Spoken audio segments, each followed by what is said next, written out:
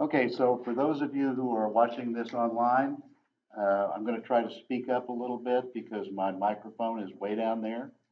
I'm going to try not to move around too much, which is kind of counterintuitive for me. I like to move around, but anyway, we're going to put this and post it online, and so we're going to try to make sure that everybody has the same experience as we go.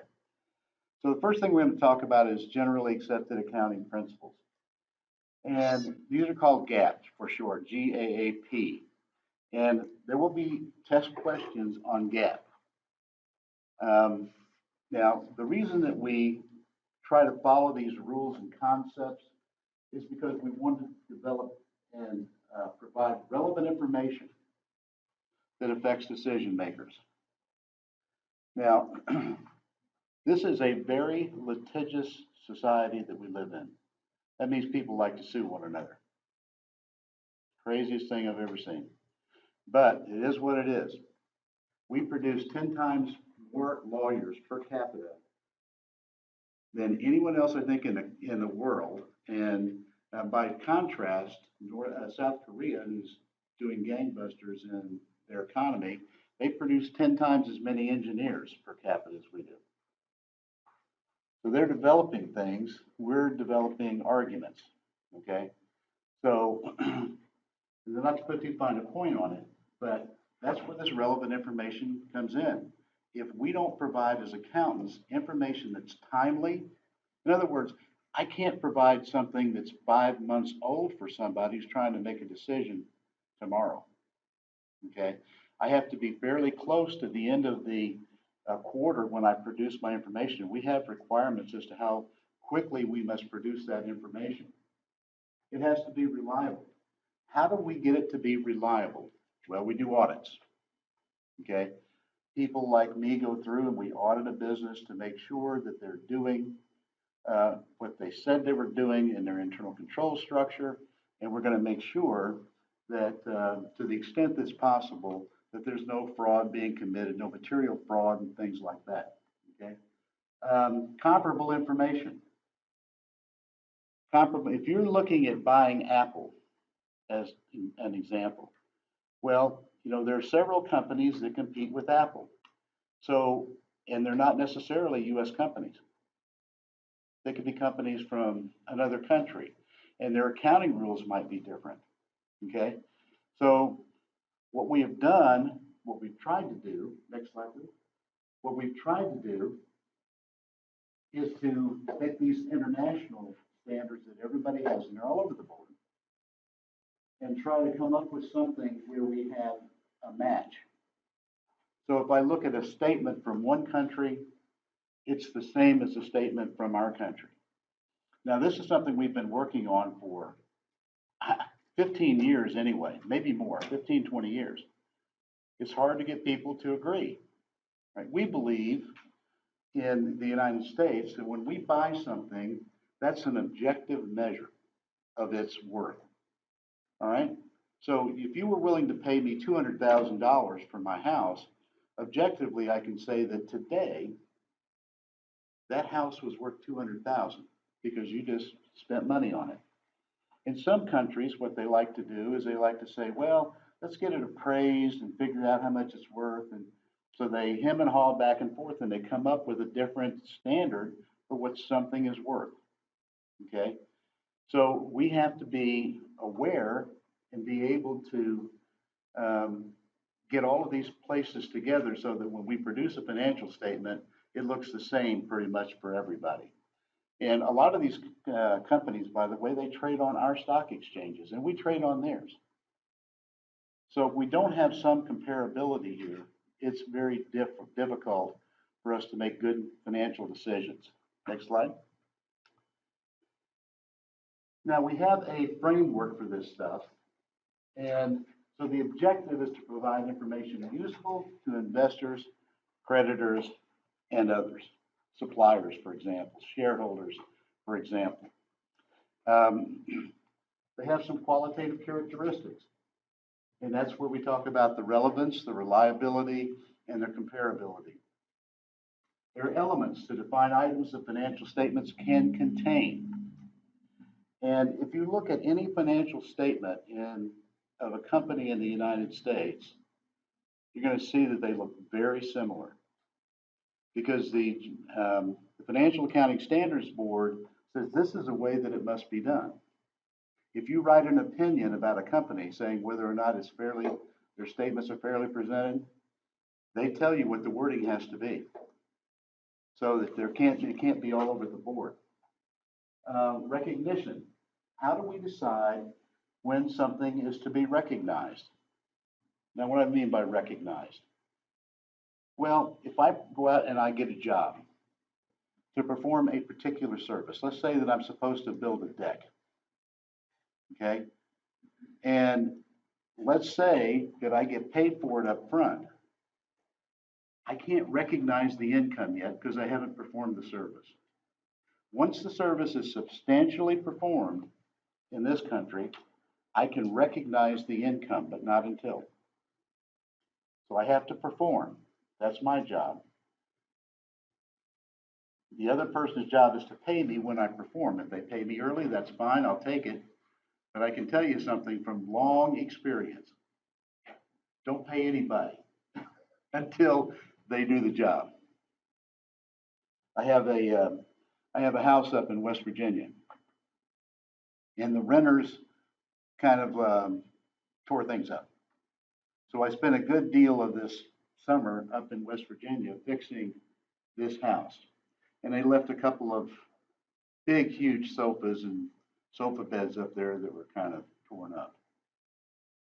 So I moved them outside. I got this kid to come and help me, and I moved him outside, and his job was to take him to the dump.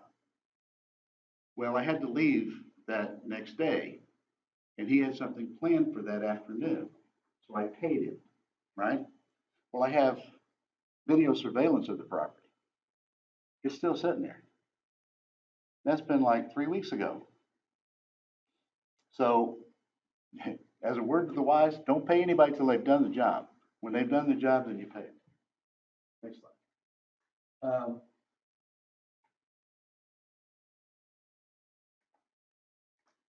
General principles. These are things up here. The measurement side. Okay? These are the things that you see right up here. How do we measure things? Well, in this country, we measure with US dollars. If we get a financial statement from Canada, we have to convert that financial statement to US dollars. If I get one from Germany, I have to convert it from either Deutschmarks or euros back to dollars. So that we have, when people look at things, when our stakeholders look at things, they see them always in one measurement. Full disclosure. We don't try to hide anything. Now I want you to think about that for a second. We're not trying to hide anything. Do you think that that presents a problem for us occasionally from a competitive standpoint? Let me tell you, this is one of the harder things that I had to get used to. Because when I came up, it wasn't that terribly long. I mean, it's several years, but after the Second World War, and people still had Second World War mentality. My parents had a Second World War mentality. Okay? If you went to our house when I was 10 or 15 years old, there'd be a closet full of toilet paper. That'd have been a good thing for you all to know when the pandemic struck, didn't it? Right? So, but we still had a mentality. And one of the mentalities that we had, because we had been at war, was loose lips sink ships. That's what we said. Loose lips sink ships. So we weren't terribly into that mode of full disclosure. But the more lawsuits we got, the more stuff we had to expose. So now you walk that fine line between telling people too much and not telling them enough. It's a very difficult line to walk. We talked about revenue recognition. Expense recognition is about the same, but now here's where we're going to talk about something called accruals. Okay? I generate revenue in the month of January. I'm going to have some expenses in the month of January that may not be paid until the month of February. So I get billed at the end of the month for my utilities. I get billed at the end of the month for my water, my trash pickup, and some other things. All right. And maybe I don't get that invoice until the next month. I can't just let it sit there. I have to recognize it in the previous month. So if I do the revenue in January, all the revenue that's in January, and I have some associated expenses, those I have to recognize as well. And that's called accruing. Here are some assumptions that we make. We have a going concern. That means that we're ongoing. Now, accountants today, what they have to do is they have to look out about 18 months. And we have to make a decision about whether or not a company that's viable today will be viable in 18 months. So companies who are on the line, who are having real struggles, we may look at them and say, we don't believe that they're going concerns to protect ourselves. Okay? Monetary unit, I talked about that a little bit, that is also the dollar. Time period. When we talk about time period, we're talking about a year or the operating cycle, whichever is greater. Now, for 99.9% of the things that you're going to see, it's a year. Okay? The things that go away from that is like if you're building a bridge. Say if I'm building a bridge across the Mississippi River, all right? It's going to take more than a year. There are things that are going to be happening, and maybe that operating cycle is a little bit longer. Okay, well, let's move on to the next slide. Here are the principles. We talked about them a little bit. I want you to make sure that you've taken a look at this. This is a very important one called the matching principle. That's the accrual that I was talking about. Full disclosure, we may not have it as part of our financial statement itself. In other words, it may not be present in the numbers, but we'll talk about it in the notes. So here's an example. I get sued by somebody. I have a company and I get sued by somebody. And so now I don't know for sure what the outcome is. I've been sued. So what I do is I talk to my attorneys and I say, what are the chances that they will prevail? And the attorney says, 65, 70%. Well, this is attorney speak for you. What are the chances that they're going to recover money? Well, if they prevail, the chances are 100% that they're going to recover money. How much are they going to recover? Well, we think that it will be settled someplace between $100,000 and $800,000. So now what I have to do in my notes to the financial statement, I'm going to have to show some indication that there are lawsuits pending. I'm not going to tell who they're from. So that the people who are actually suing me, if they're the only ones, don't know that I'm talking about them. So I don't tell who it's from, but I've got some groups that are suing, and we believe that that they may prevail to the extent of somewhere between $100,000 and $800,000.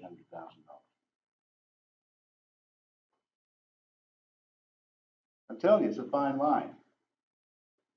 Next slide. Okay, so we talked a little bit, I think, about. We talked a little bit, I think, the last time about different kinds of entities, proprietorships, partnership, corporation, limited liability companies. And this is just an indication of what you have in terms of the requirements for them. You can't have a limited liability company if you have over a certain number of stockholders. You can't have a small business corporation if you have, more than a certain number of shareholders. Now, you can have plenty of owners here for the partnership. You can have plenty of owners. Next slide. This is a constraint, or actually two constraints that we talk about a lot. And you'll hear this said over and over and over in this class and the next one. Cost benefit analysis. Okay. Benefit to cost. Cost to benefit.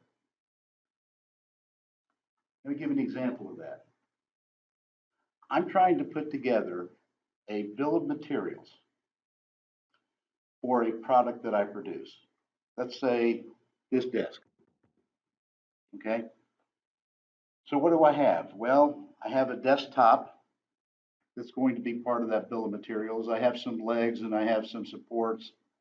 And then I have a bunch of screws holding this whole thing together. What do screws cost? Well, for a big manufacturing company, when you buy them by the tens of thousands, very, very little. It would not be beneficial for me to count all those screws and to keep track of them. That's not beneficial to me. As a matter of fact, I don't even think it's beneficial to some small hardware stores.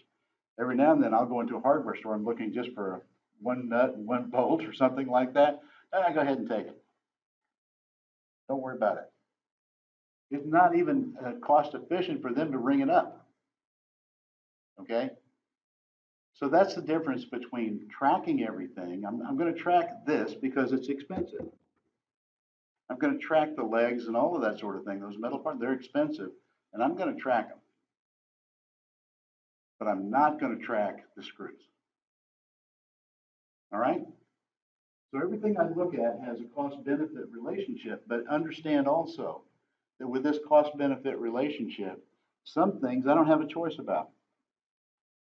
I have to comply with Sarbanes-Oxley. Sarbanes-Oxley, remember Sarbanes-Oxley? Anybody? It's an act of 2002. What happened was we had a bunch of companies, not a bunch, but a few, but they were big companies who did the wrong thing. They cooked the books. Very bad. Cost a lot of stockholders a lot of money. So there was a hue and cry from the business community and everyone else actually for new regulations to be put in place for those to make sure that doesn't happen again. So they put all of those regulations in place, and they were so expensive that you had to comply with them, but they were so expensive that the next year IPOs, initial public offerings, just dropped almost completely off. There almost were none. Okay. So along the line, we have changed those regulations where they're not quite as punitive, but they're still very expensive. Okay. We don't want to do them. If we're an ethical and good company, we don't want to have to comply with all those things. We don't have a choice. The cost is a lot. The benefit to us is zero. We have to do it anyway. So that's the proviso or that we need to be aware of. Materiality. Now, you've probably all watched a courtroom drama. Immaterial, Your Honor. What do you mean by that? Insignificant. Insignificant. So now I'm doing a financial statement. Here's a better example.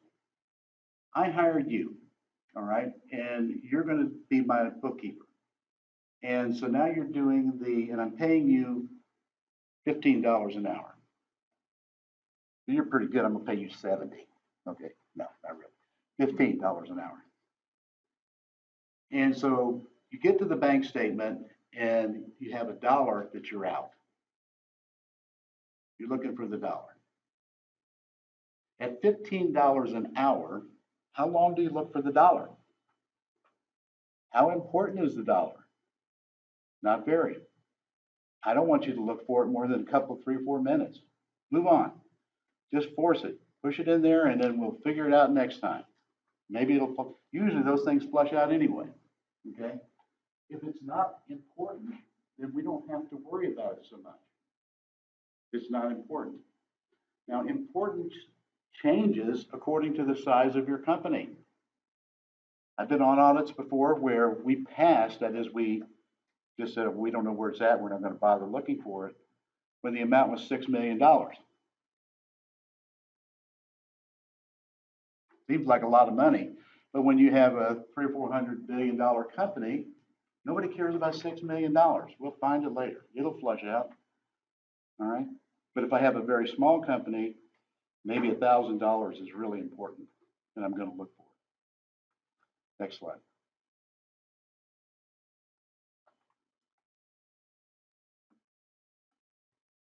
All right, now we get into the actual transaction side. We talked about this. Go to the one that says business transaction. I think it may be the next one. There you go. Okay, we talked about this a little bit the last time, the accounting equation. Assets is equal to liabilities plus equity. Now there's an expanded accounting equation, and I talked about that. I actually put it up on the board for you. There are 4 components at this point in your lives to equity. There's the capital component, the withdrawals, revenues, and expenses. So equity is composed of 4 components. 2 make it go up, 2 make it go down. Which 2 make it go up? The ones they have there in green. Which 2 make it go down? The ones they have there in red.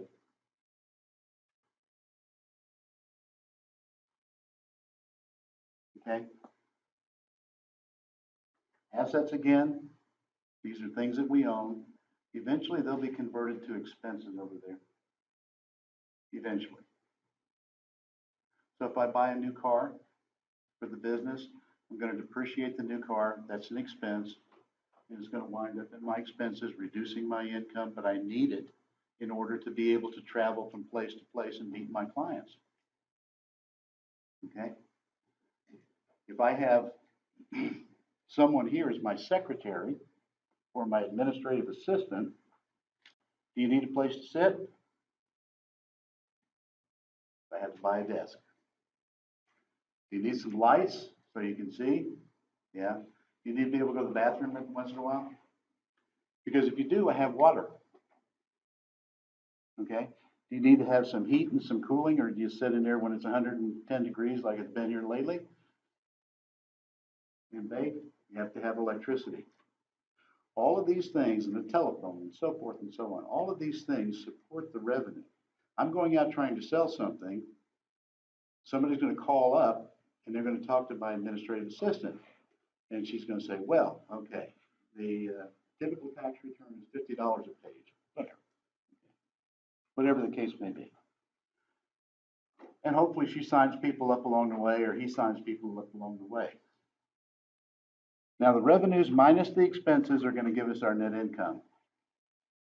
So if our expenses exceed our revenues, then we have what?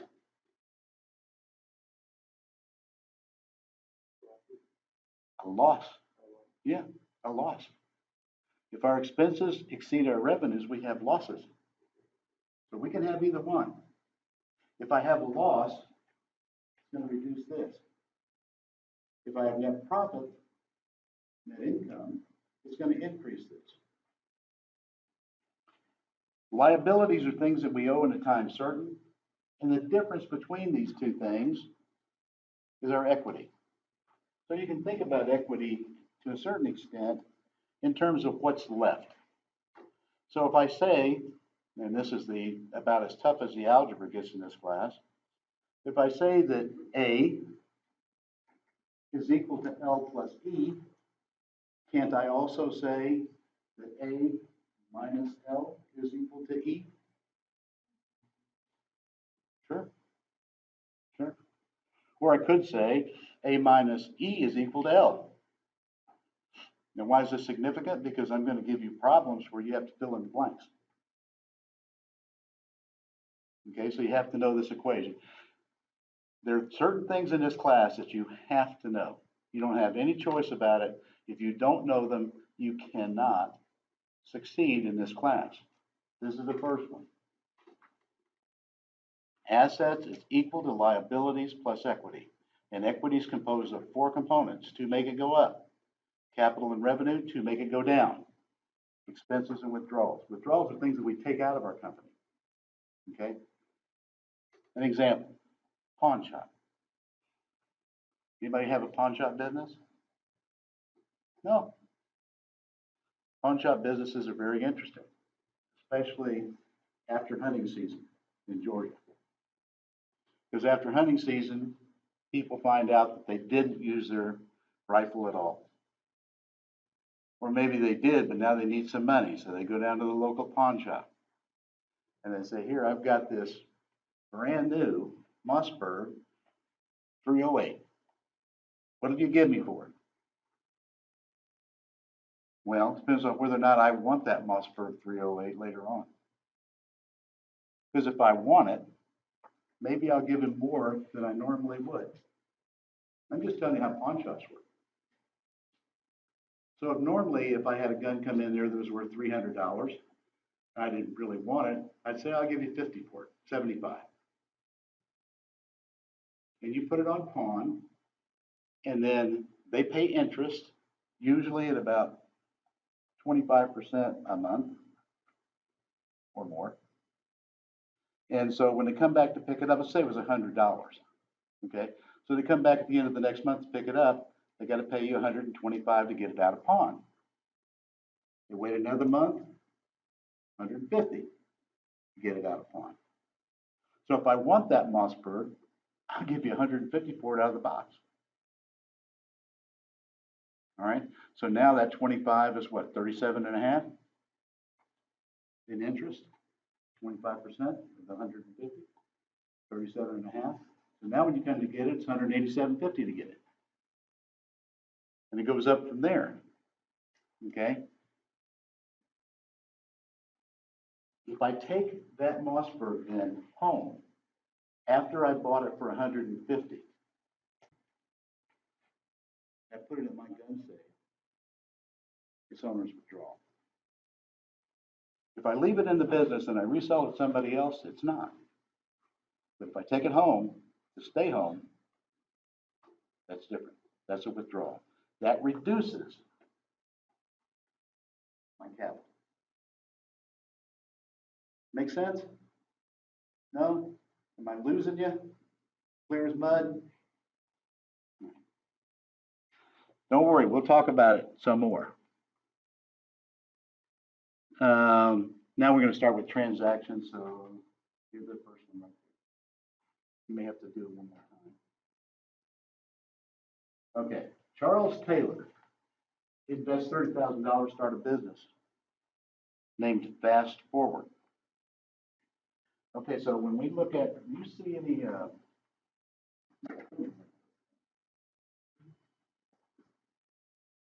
so let's take a look at this accounting equation here.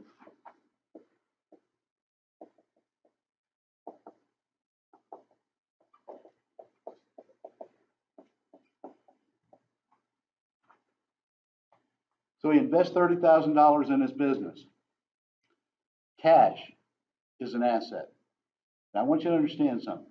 The minute he puts this into his business from his bank account, we're talking about a separate thing now. It's no longer his. This is his business's money. Okay, theoretically. 30,000 here. 30,000 here.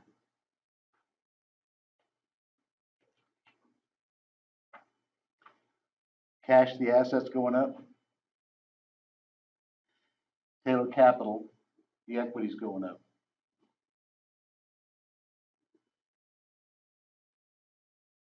Should be showing up. There you go. There it is. Okay. Next slide. Charles Taylor invests $30,000 cash to start the business. Oh, I'm sorry. They're showing the actual effects of that on the accounting equation. I've already done that. Let's go to the next one. Transaction 2. We purchase supplies for cash. Company purchased supplies by paying $2,500 cash. This is what we call a swap or a switch in assets.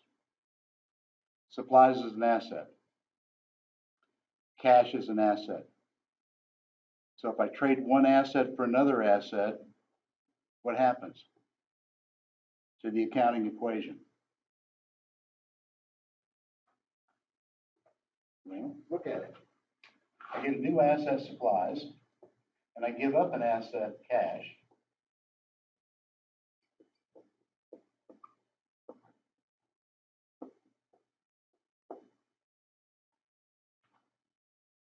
all I did is just reclassified an asset. It was cash, now it's supplies. The impact on the financial statement is zero. All right?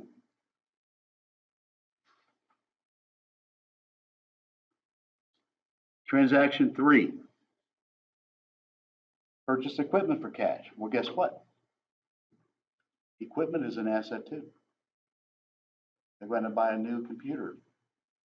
And what did I pay for it? $26,000. Well, on the accounting equation,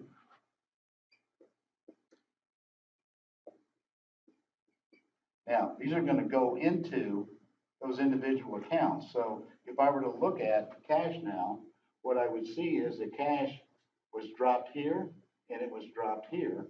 So I only have about $500 worth of cash left. But I've got it in other things. I've got supplies of $2,500, 1,500, I guess it would be. And I've got equipment of 2,600 or 26,000. So if I look at this next slide, now you see they've expanded that equation so that I'm showing these separately. Cash, supplies, and equipment. Notice when I add this plus this plus this, I get this. So as long as I'm swapping one asset for another asset, nothing's happening. Nothing's happening in terms of the accounting equation. It didn't change. Okay? Why that's important to you is now is the point in time in your lives when you're going to start to look at things differently. You're going to start to look at numbers, and not just as numbers. They're no longer just numbers. Now they mean something. All right? Now they mean something. Behind every number, there's a story. And what you have to do is figure out what that story is. All right? You have to figure out what the impact is. Is it good for the business, bad for the business? That kind of thing. Transaction 4. Now this is a little bit different. Purchase supplies for $7,100 on credit. So I went out and I got some more supplies. In this instance, I got some probably some computer supplies or something. All right. We don't know because they don't tell us, but there are lots of different kinds of supplies you can get. You can get supplies for your shop, you can get supplies for your office, you can get computer supplies, like that. All right. So what happens when we buy these supplies? We go and we put them in a cabinet or we put them in a room. And then over the course of time, people take them out. All right. Convert them, by the way, to an expense. On the other side of this, what did we do? How did we pay for it? Well, we went down to the supply store and we said, hey, I need some supplies. Well, go out there, put them in a basket, bring them to me. So you go out and put $7,100 worth of supplies in a basket and you bring them up to the front. And now he says, how do you want to pay for this? Well, with businesses, we don't do too much in cash, to be honest. It's almost all done on credit. So you say, put it on my account. On account of I'm not going to pay for it right now. Okay? That's called an accounts payable. That means it's something that I have an obligation to pay at a later time, at a time certain. That means it's a liability. So now what we have on our accounting equation is we have these new assets going up.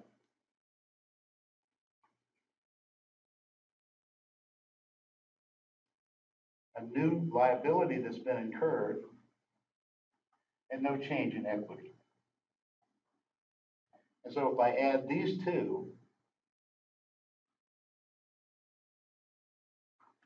I'm back to the same place that I was before. $7,100 that I'm adding on the asset side, $7,100 I'm adding on the right side of the equation. All right. Guess what? Every transaction that we're going to do, forever, forever, when we're done with that transaction, is going to be true. Or you go back and redo it, you did something wrong. Are there any exceptions to that? No, never. There is never one single exception to that. When you do an entry, this must be true before and this must be true after. Anytime you record any kind of an entry. If you notice, and we're going to ask you these questions because again, we're looking at analysis here. So if I hire you to be my mechanical engineer, I hire you on the 1st of January. You're going to be paid once a month on the 30th of every month. If I hired you today for $75,000, what's my entry?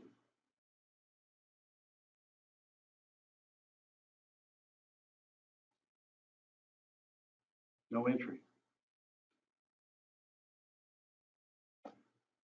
Now, there's something in the human resource department. There's some W-4s in the human resource department that says, you know, this is the number of deductions or exemptions that you're claiming. All right. I've got 2 kids and I'm going to take an exemption for all of them. Which lowers my federal income tax, my state income tax. Yeah, that we have. But an accounting entry, nothing's happened yet. Have I paid you yet? I don't pay you till the 30th. Now on the 30th, I'm going to have an entry. I'm going to debit salaries expense and I'm going to credit cash for whatever 70,000 divided by 12 is.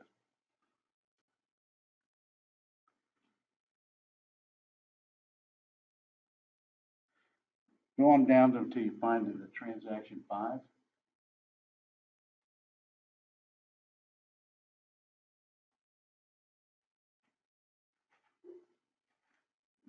Okay.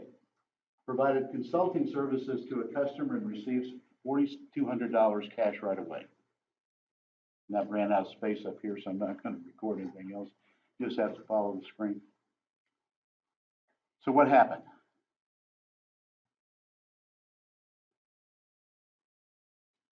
Apparently, you must be a consultant. This guy must be a consultant. So he goes out and he gives some advice or something. Maybe he does some work. And they give him $4,200 worth of cash. Well, guess what? Fast forward, must be in the consulting business. That revenue stream, that's what he's in business to do. We all have to have a purpose. What's your purpose of going into business?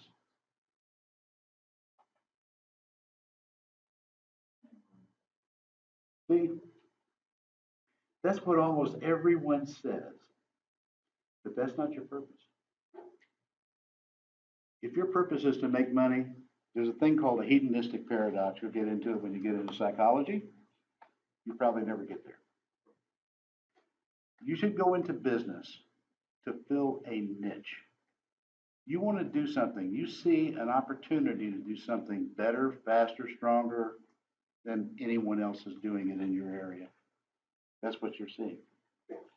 Amazon, when they went into the business of book selling, and that's all they did for many years, and they lost money for many years. Okay? Amazon did. But their purpose was to be the best bookseller, have an online book sales that they could sell to customers cheaper than you could buy them if you went to the local bookstore. That was their purpose. They thought they could do something better. Look at them now. Are they doing things better? Wow. This is an amazing company to me. I think it's an amazing company. I wish I'd bought the stock at $4. 3,500 now. So his cash went up, and in that case, his cash went up and his revenues went up. So if you look back at this equation again, remember the revenues, that's one of the 2 areas that make this go up. So you've got equity going up, you got cash going up. He wants to make that entry every day. If he could, he'd make that entry every single day. That's different than the entry of making a payroll. I don't want to make that one every day. I don't want to pay my rent every day, do I? I don't want to pay anything out every day if I can help it. But if I can get money in every day for doing what I'm in business to do, I'm a really happy camper. Okay, well, that has to be this, the end of this. Now, next week we'll start on chapter 2. So you don't want to stop here. You want to go ahead and I put those out there for you. You should be able to see the PowerPoints if you haven't got a book yet. Let me just say very quickly that everything is online. All of your homework assignments are online. It gives you your due dates and your closing dates. The due date means that's when it's due. The close date means that after that, you don't have it done, it's a 0. Now, I don't charge you if you're late. And I think that that's probably the flexible thing to do now because some of you may have to self-quarantine. I may have to self-quarantine, who knows? So we'll see, all right? But make sure that you're staying up with this stuff because otherwise in week 7 or 8, learn these transactions. Learn how it affects this equation. All right, I'll see you on Monday. All right, thank you. Were you able to do what you needed to do? All right, so I may ask you to